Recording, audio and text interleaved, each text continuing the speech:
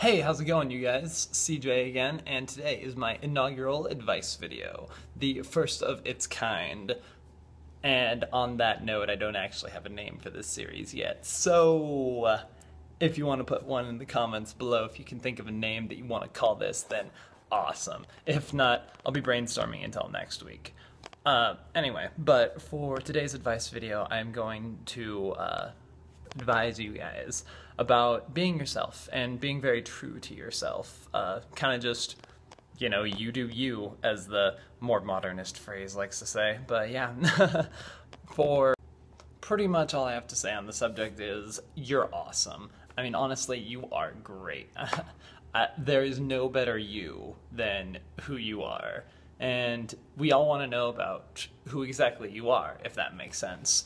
So rather than kind of hiding parts about yourself, which understandably there are some parts that not everybody likes to put on display for people, which I understand, but yeah, pretty much I just think that you should act like yourself, honestly. It can be very difficult because of social pressures. It's just like, oh yeah, nobody else does this, or at least nobody else that I know. And in reality, when you act like yourself is when you meet the other people that are like you. Exhibit A. So, non-traditional Halloween costumes. I can definitely think of a lot of people who dress up as like their favorite anime character or stuff like that. I entirely understand that. And a lot of people recognize it because anime is pretty popular in our modern culture, honestly. I think that it's been very well integrated. But anyway, side note. I, myself, I met a cool friend merely for the fact that, well, actually, I met a cool friend and then I learned that my other friend was into the same things that I was, hitting both of those points. I met them because for that Halloween party, I decided to dress up as a more non-traditional character. So, Cecil, welcome to Night Vale, if you guys know about it. There you go. I love it so much. Favorite costume right now. But, anyway. So, I decided to wear that for the Halloween party, and I probably wouldn't have gotten to know one of them as much or gotten to meet the other one at all if it wasn't for me doing that, because honestly it was kind of just me like, okay, yeah, nobody's gonna recognize me, but I may as well do it anyway. And then little did I know, one of my like kind of close friends and then another person that I didn't know at all who has now become one of my close friends, voila. It's really awesome, and especially because like we talked for like a good hour about Welcome to Night Vale and stuff like that. So yeah, it's a lot easier to be yourself after you like have that sort of reinforcement from somebody else. That's why with me going to Anime Bonsai a few weeks ago, that really helped out because, well, first and foremost, I had the costume already, so that makes sense. Okay, bloopers over. Now let's be serious. So, because I went to Anime Bonsai and I got to meet a lot of like-minded people and they were very supportive of me, and that night I met more people than I thought would be into the same stuff that I was. But yeah, because of that, I already had like that reinforced level of confidence in my mind at that point. So when I was able to go to the Halloween party, I already had that higher level of confidence. I was just like, okay, cool. If anybody knows who I am, awesome. If not, that's okay too. So that kind of helps when you do stuff like that. So yeah. As well, I really think that your passions are something that really shows who you are, whether that be talking to somebody about your passions or if it's like just in action and showing that, hey, even though like everybody else is not really into this sort of thing that I am, I'm going to show how awesome it really is because like, okay, another exhibit from, another example from today, I guess. So, I'm in a Zumba class and I absolutely love it, and I really love to dance. It's just so much fun. More so Zumba, like single type of person rather than like group dancing or anything. But yeah, anyway, or partner dancing, that's what I meant. But I do like partner dancing too. Side note, anyway. So I really love it, and I really get into it when I already know the choreography and I have my like own little flavor that I like to add in and stuff like that. But not everybody does that. because not a whole lot of people in college are super interested in it. Gladly, I have a good friend who's right next to me who really helps out with, like, she does really awesome at dancing too, because we were in the same sort of aerobics and other stuff like that classes, and we got to know each other that way. And she went to anime and bonsai with me, so. But yeah, it's so much cooler when you're able to, like, do what your passions are, because I just feel that because I show that passion while I'm dancing, and I show that, hey, just because not everybody else is going to go all out on this doesn't mean that I'm not going to.